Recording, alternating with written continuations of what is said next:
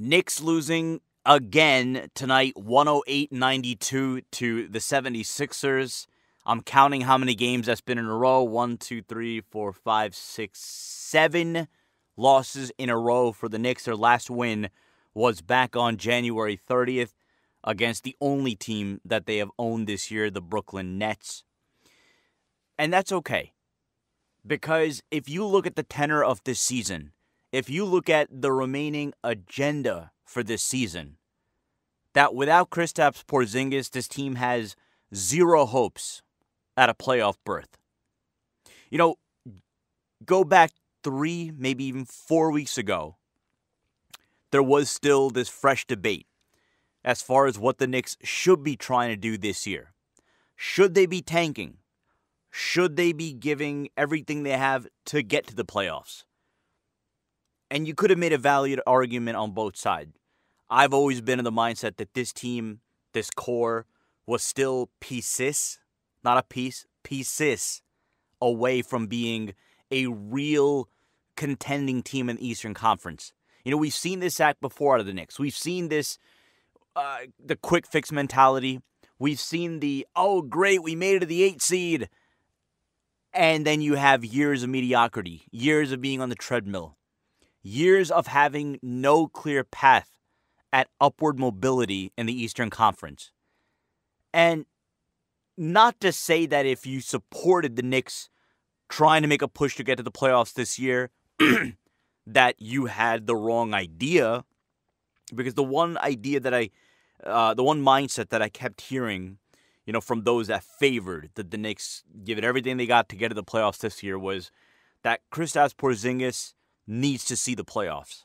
He needs to experience what it's like to play 4, maybe even 5, 6 if they're really lucky, depending on who they're playing in the first round, games in X amount of nights. To experience the grind of NBA playoff basketball. And that playoff appearance would validate the Knicks in a sense that they're on the right path and that this was their next step in their overall progression. My argument to that has been, and now furthermore, is that the team that you have right now, most of those players are not going to be on this team in the next 2 years. They're not part of the Knicks' future. They're not part of the vision that I would imagine Scott Perry has for the Knicks. Make no mistake, Phil Jackson had his own vision. And we know that vision, that execution, whatever you want to call it, was riddled with mistakes. The biggest one, perhaps, Joakim Noah. How inexplicably you fork over a 4-year heavy-handed contract for $18 million a year when there were no other suitors for his services. And look, we're yet to see whether or not Frank Ntilikina was a waste of an 8th draft pick, 8th overall draft pick, or whether or not Frank Ntilikina is going to develop into someone that you can consider a night-in, night-out starting NBA guard. Now, I'm not saying point guard, I'm saying guard. Because we don't know what Frank Ntilikina is. Again, it seems to be the mantra throughout the course of the season. We don't know what he is. We don't know what we have in Frank Ntilikina. And, you know, that kind of sparks the imagination. Well, you know, if he could develop this, if he could develop a jumper, if he could develop his drive to the basket, if he could develop a scoring mentality. And the thing that I've said all along in counter to that is you don't know if that's within him. All we know so far is that Frank Ntilikina can play good defense and that here and there he's shown the ability to make a good hockey pass, to put his team in a good position on offense. What we have seen is his inclination that the moment he gets over the timeline, if he's dribbling the basketball, if he's bringing it up floor, he just wants to get rid of it. And again, I can't fault him yet for this. I can't fault him for having a mindset of a certain player that he's been during his time in France, during his time, growing up playing European-style basketball. which is a little bit more team-oriented basketball. It is an adjustment coming here and learning a new style of basketball, a more physical style of basketball, adjusting to the rigors of playing an NBA season, which is not easy and is not something to be taken for granted. And on top of all that, you are adjusting to a new culture. Let's not take that for granted either.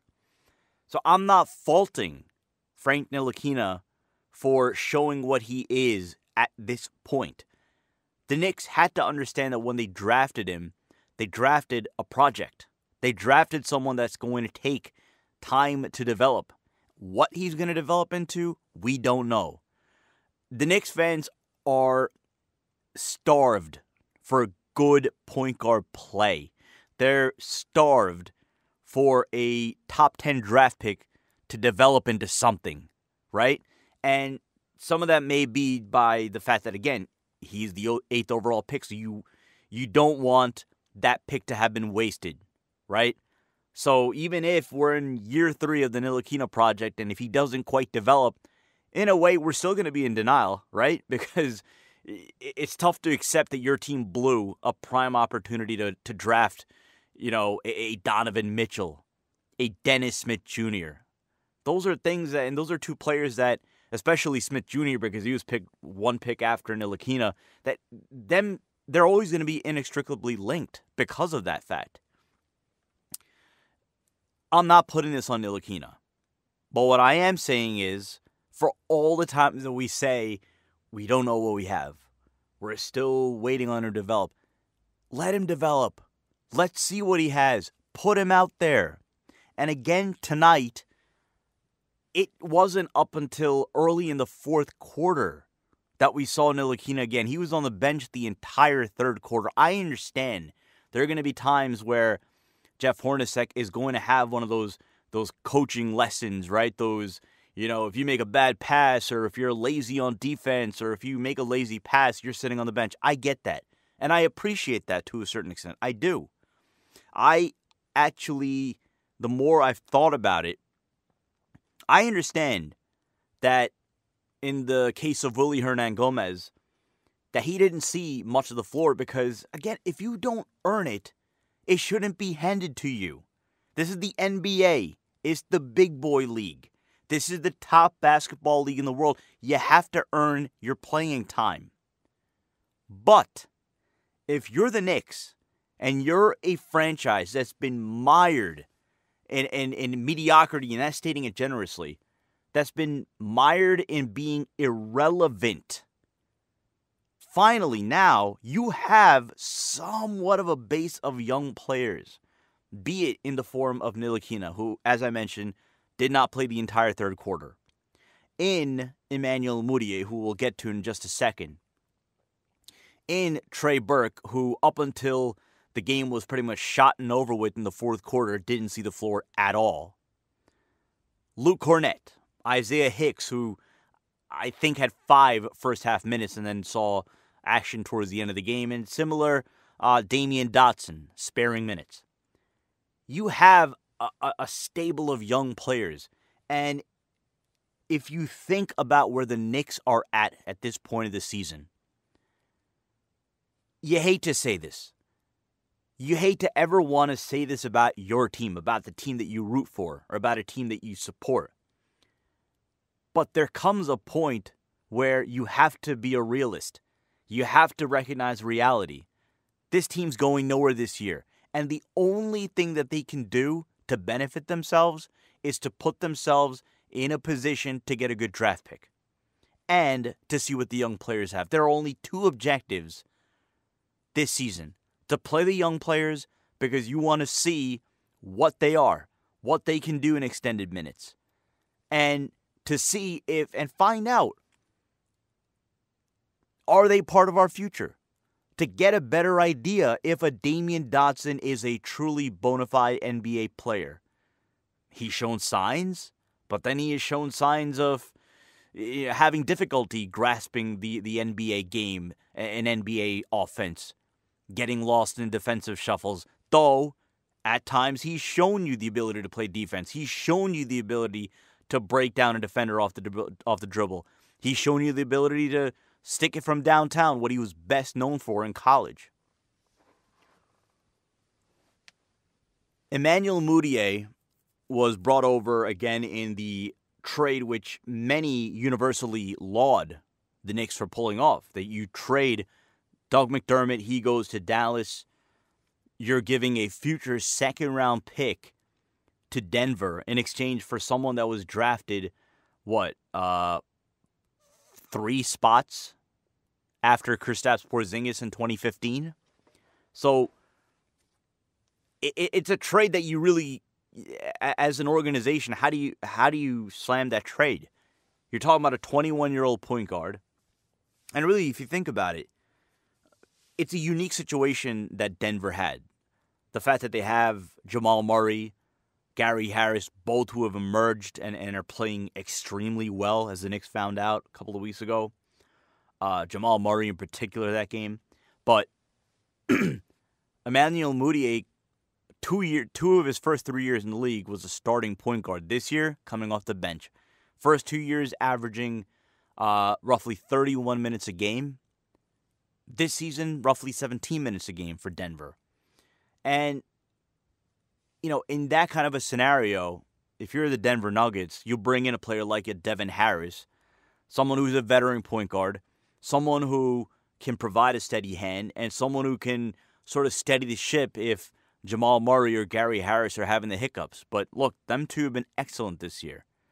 They've earned their playing time, and they've earned the right to be the lead guards for Denver. And that kind of lost Emmanuel Mudiay in the shuffle. If you're looking at this trade from the Knicks' perspective, you have to applaud it. The Knicks send a future second rounder and Doug McDermott, who I don't think was in their future plans, especially given how much he had struggled shooting the ball as of late. So you bring in a player who, and again, if you don't know the story with Emmanuel Mudiay, he played for a Dallas area prep school, and there's a lot that goes on when it comes to recruiting, especially in the prep school circuit. But he was recruited by Larry Brown, who was the head coach at SMU. And long story short, there was an issue with his academic eligibility. So the end result was he was going to miss the first 17 games for SMU. So if you're a player of his caliber, who I'm sure have been hearing the whispers, kid, you're going to be in the NBA someday, you might even be a one and done, missing 17 games in a season is paramount to basically saying you're not going to play at all in college. So instead, he decided to go play in China for 1 year. And that's something that players of that one-and-done caliber, some of them will do that. Instead of playing their 1 year in college, they'll go away. They'll go to China. They'll go to Europe, play that 1 year, play, amongst men, amongst, guys that have been, around the block, former NBA players as well, former college grades. So, again, it's high-caliber basketball, but you can make the argument, and if you read this article in the Post, I think it was by Berman, talking about Emmanuel Mudiay's older brother, who also actually played at SMU for Larry Brown, and he was talking about how Mudiay apparently is just on cloud nine right now. He loves that he has a fresh start. And that's the important thing to remember here, that Mudiay gets a completely fresh start with the Knicks. I guess things had... Yeah, and I don't want to speculate too much because we don't really know the story, but things seem to have soured in Denver. And that happens. Again, if you go from being a starter, playing starters minutes, and now you're coming off the bench, you're essentially the third on the depth chart. You were drafted 2 years ago, so your expectations were clearly different as far as how things were going to play out. But the day that Mudiay, on the trade deadline, the day he was traded to the Knicks, there was a tweet sent out by a Denver area reporter, and he said that Mudiay had apparently ceased all forms of communication with the Denver area beat writers, that apparently he just froze them out. He wasn't talking to anyone. So it seems as if whatever happened in Denver, it didn't end well. But he does get a fresh start with New York. And look, if you watched the Knicks' first game with Moutier yesterday in Indiana, you had to be impressed by what you saw because this guy came in, and it was Brendan Brown who made the point on Knicks radio that Moutier was playing strictly on instincts. He had not yet practiced with his new teammates, and he was just going out there relying on his, learned basketball instincts. And you had to be impressed by what you saw out of him in his first game. I could pull up the stats, but nonetheless, he showed you a lot. There was that one sequence where he drives into the paint, bumps the defender, acrobatic layup, and scored. Showed you some nice passes along the way as well. Very active. But, again, you walk away from that game saying to yourself, and Ntilikina played well as well. They looked comfortable together in the backcourt. So all those questions about, can those two coexist? Can you have two developing point guards share a backcourt together? And they both said the right things, obviously, but on the court, they look comfortable. Ntilikina playing off Moutier, finishing with 12 points in that game. Moutier, I'm looking at his stats right now, 14 points, 10 assists. He did shoot 5 for 14, so if you want to nitpick something. Ntilikina 3 for 7 in that game, but nonetheless, he looked comfortable on the floor. And really for the first time, it kind of hits you that, when's the last time the Knicks had two young point guards, 121, 119, that they're both trying to develop. Both give you athleticism, both give you length. They're both 6'5". It's a good thing. Yeah, I know there is this narrative that, the fact that the Knicks traded for Moutier, it's an indictment against Ntilikina. I don't see it that way. I look at it as, the Knicks saw an opportunity. It's young point guards don't grow on trees. Young point guards that, you could see developing into a starting caliber point guard. Those are not easy to come by, and especially if you're the Knicks.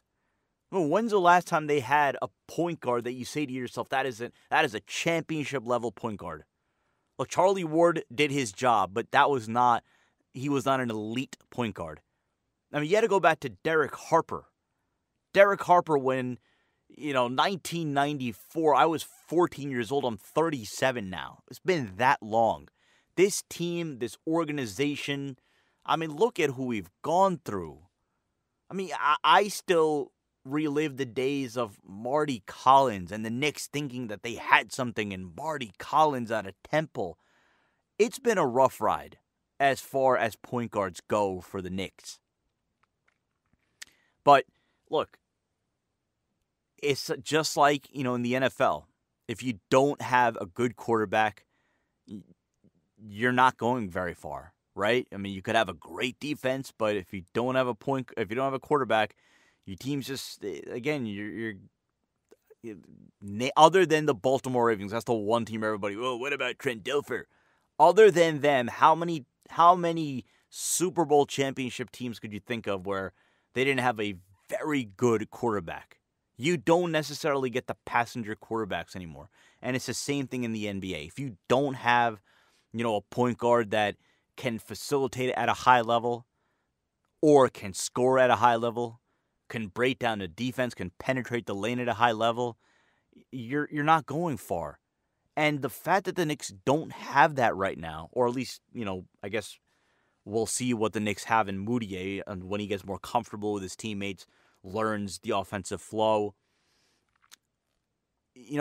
What'll be interesting to see is how eventually next year, in the, I guess half a season that he may get to play with Porzingis, how does Porzingis' game benefit from having a player like a Moutier, who in a very limited sample size, 2 games now with the Knicks, you're seeing that his ability to penetrate, is something that Ntilikina still, either hasn't quite adapted to.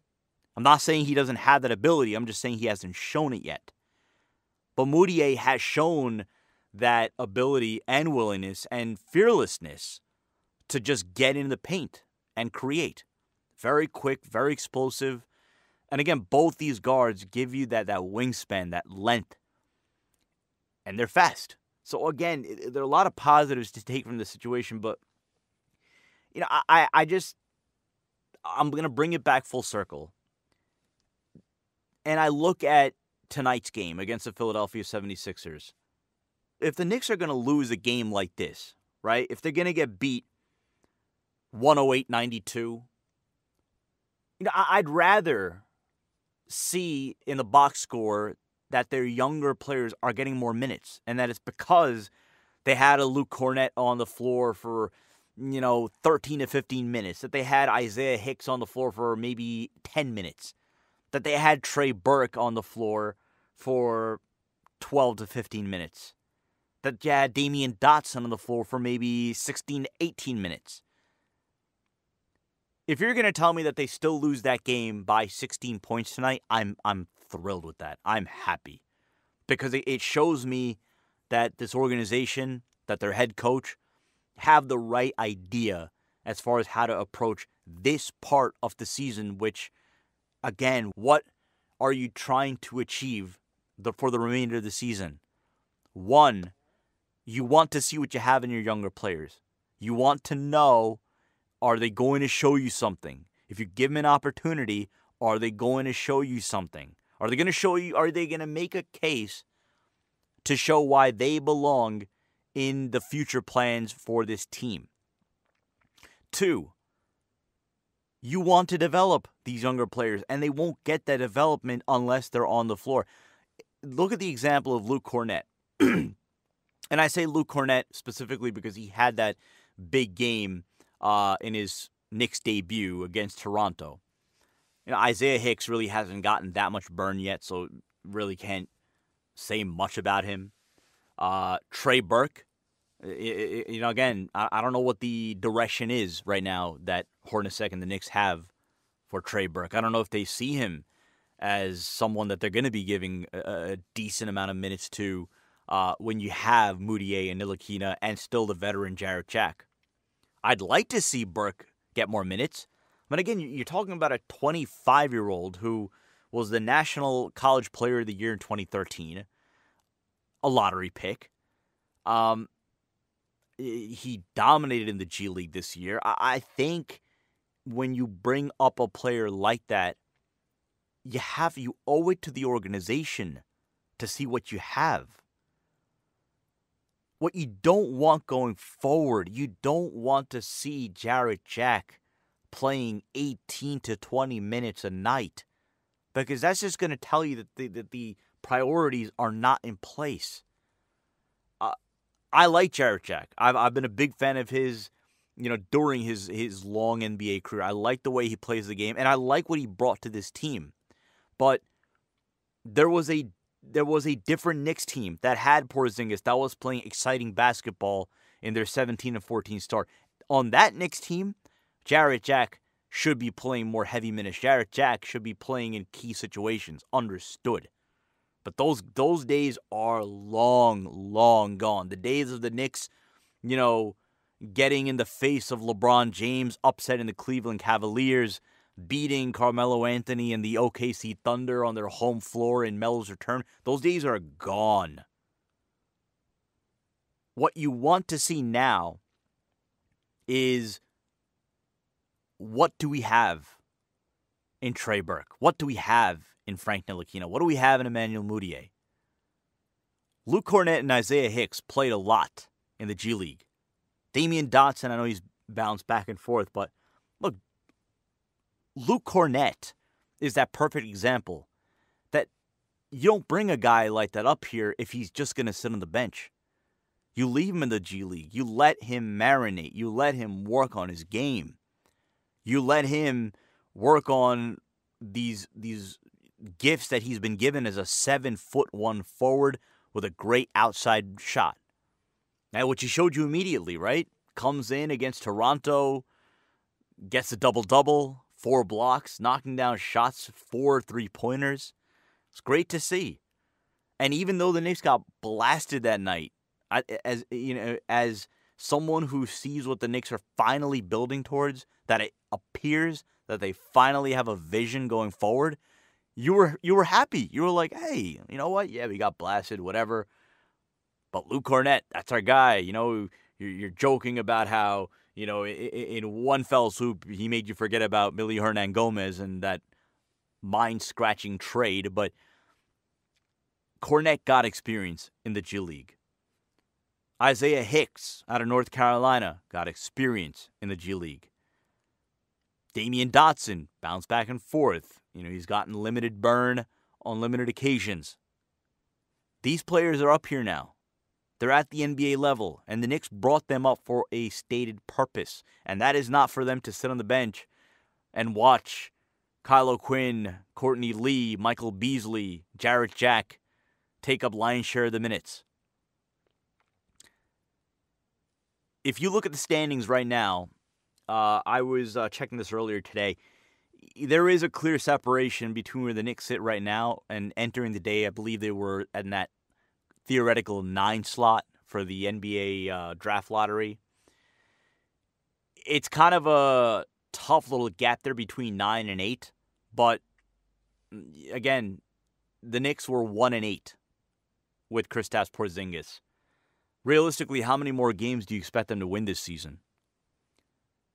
If they let this play out, if they let their young players play, you will get a better idea of what you have in some of these younger players. You will see if they're a part of your future. You will see if this team has the personnel to develop some of the younger players. There was an article actually earlier today. Pablo Prigioni is being considered in the Knicks organization to bring him in to be a, guard coach for some of these younger point guards. So I remember reading that article because the headline kind of suggested, well, Prigioni, they're looking to bring him in. Great. I'm all for it. I think that would be a home run of a move because I genuinely believe that Pablo Prigioni is one of those sensible basketball IQs, and he could be the type to be able to get through to younger point guard, show them how to play the game the right way. But then I read the article, and it also states that the Brooklyn Nets are actually bringing Prigioni in for a week to sort of check out the operations, check out the coaching operations, check out the organization, so on and so forth. So I'm thinking to myself, great, the headline suggests that the Knicks are considering him, yet meanwhile, it's the Nets that are bringing him to New York. The Nets are going to be showing him around their facility. The Nets are going to show them around how they operate. So doesn't it seem as if he might go to the Nets? But nonetheless, I think if they are lucky, if the Knicks are fortunate enough to get Pablo Prigioni to work with the guards, I think that would be a great move. It's funny because you think about the Nets and you think about their head coach, Kenny Atkinson. Kenny Atkinson around the league has been known as a guard whisperer, and you see the way that he's developed the Nets young players. And that's, if you're following along, if you look at what the Nets are doing over there, you would hope that that the Knicks would follow that plan to develop these players. It's one thing to just throw them out there on the floor and, hey, kid, go play. But there is a teaching component. There is a development component that, you know what? I don't know. I'm not an NBA coach. But you see the results on the floor. You know what you see when you see a player go from what he was to, developing to whatever they are or whatever they could be. You can't fake that. And especially with New York fans, Knicks fans, some of the most educated, in the league, they see these little things. They see these finer points. That's why, again, you go around the league, go fan base to fan base. How many fan bases so intimately know about their particular assistant coaches and who's handling defensive responsibilities and who's handling working with the big men, who's handling working with the guards? Knicks fans know that. They know that when Linsanity took place, a big key in that was the work of Kenny Atkinson. He was working directly with Jeremy Lin. So, to wrap it up, the Knicks know, or at least the fans know, what the Knicks should be doing. Knicks lose tonight by 16 to Philadelphia, a team that right now they add Marco Bellinelli. They look good at having a good shot at getting to the playoffs this year. So, you talk about the process. Their process is on plan. And you saw what TJ McConnell did tonight. That's their backup point guard. That team has a lot of components. Saric, Embiid, obviously. They go and sign a J.J. Redick, someone who can help take that process to the next level. That's the kind of player that you get when you're sort of on the cusp of making your move upwards up the Eastern Conference standings, which was an excellent move, getting J.J. Redick. Earlier today, they signed Marco Bellinelli. Bellinelli is an excellent sharpshooter, and believe me, on this kind of a team, he's going to get a lot of open looks. And again, you talk about a good fit. That's another good fit that can take them up the Eastern Conference standings. That's a team that, again, you look at sort of the weird week-to-week state of the Eastern Conference. You look at Detroit, now that they have Blake Griffin. You look at Philadelphia. Those are teams that, they might take a few games in the first round of the Eastern Conference playoffs. You saw what Cleveland did to Boston yesterday. Can you honestly tell me that you've been overly impressed with Boston this year? I haven't. Yeah, if you had to write on a piece of paper, who's been the best team, the most consistent team in the Eastern Conference, yeah, fine, go ahead, write down Boston, right? That's it makes sense, conventional. But again, you look at what Philadelphia is building towards, and you hope that the Knicks are not far behind. The Knicks have that franchise cornerstone, who too is not a finished product and requires more developing, which you hope that the Knicks are going to be able to maximize his potential and bring in the right kind of players that are going to help him realize his potential.